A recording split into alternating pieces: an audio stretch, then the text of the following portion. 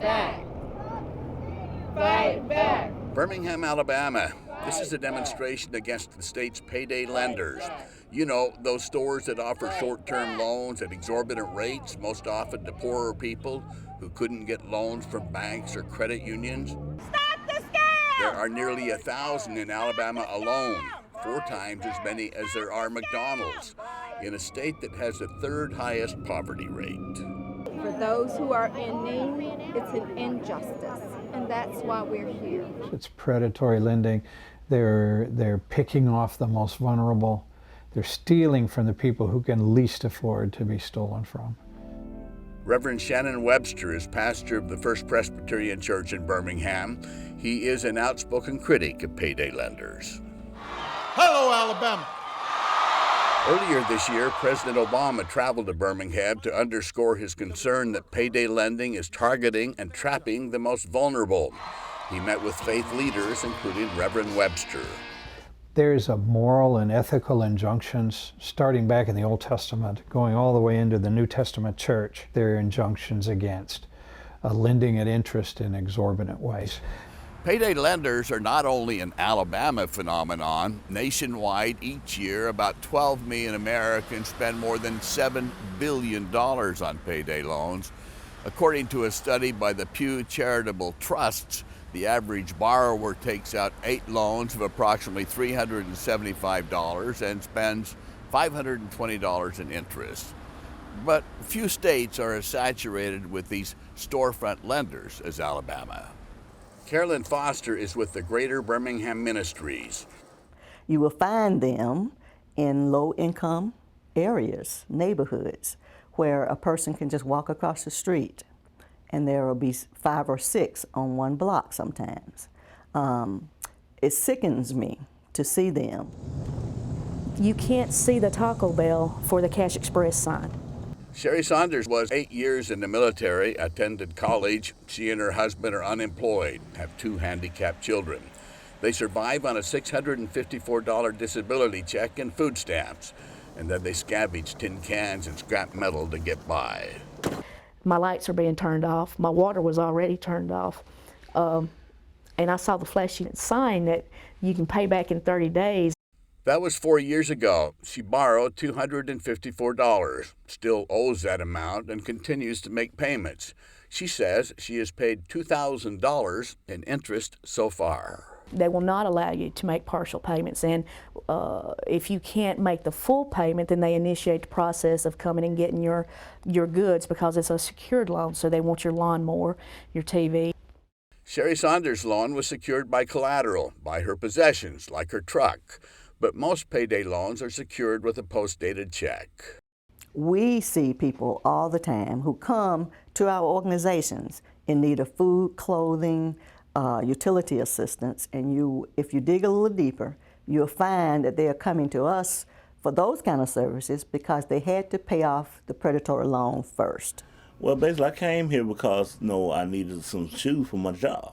Clarence Bell Jr. is a truck driver. He took out a payday loan, then another one to pay off the first, and then another, and so on.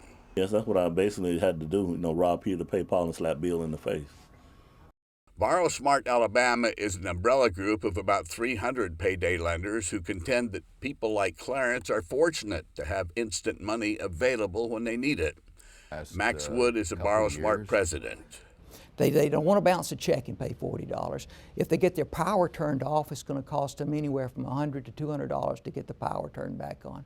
They can come here and pay $17.50, and they walk out of here with $100.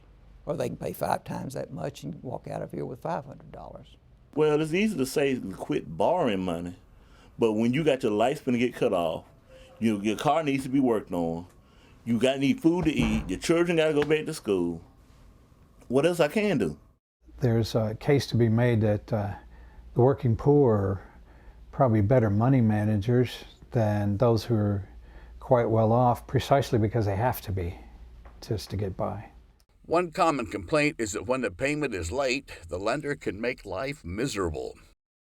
One loan company, they write my job, they call my mom, they call my friends, and And what it does, it breaks down. It's almost pretty much like a public embarrassment to you. And we do get references From their family. from their family or who they give, but we use those simply to say if we can't get directly in touch with the customer, then we'll call the family member and say, look, we need to talk with so-and-so. In Alabama, payday lenders are restricted from charging more than 17.5% interest.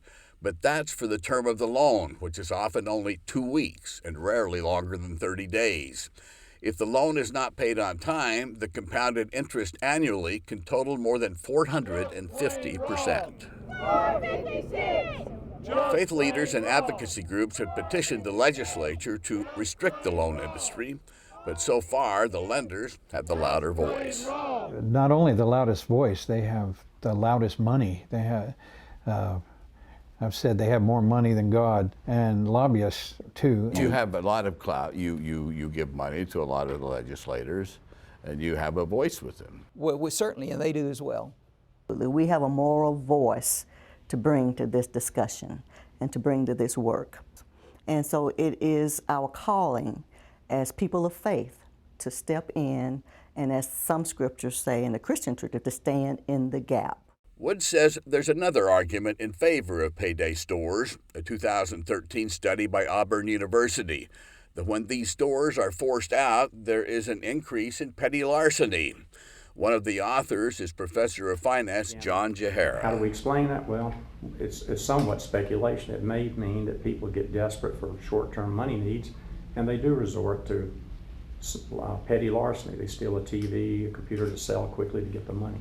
But it's the awful place in which so many people, like Sherry Saunders, find themselves that concerns faith leaders. As I was told, it is my responsibility to make sure I can pay my bills, and if I was any kind of mother, I would have. One thing churches are pushing here and across the country is underwriting loans to enable borrowers to pay off all their payday obligations through a credit union.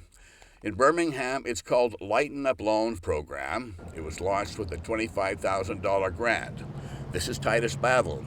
He worked part-time as a dishwasher and has enrolled in college. I was making $80 payments, and about 3 months into it, I realized that I wasn't paying anything toward the money that was borrowed. With a Lighten Up program, he can consolidate his loans and pay them off all in a year. We cut a check to pay off the payday lender, and you're done with them. Okay. But across the U.S., programs like Lighten Up Loan face a daunting challenge. In Alabama alone, there are more than 300,000 people searching for instant loans every day. The average loan is $300. Now then tell me what impact they're going to make with $25,000. It's only the beginning, supporters say, of an uphill battle, but one that an increasing number of faith leaders now see as a moral issue that they're willing to take on. For Religion and Ethics NewsWeekly, I'm Lucky Severson in Birmingham.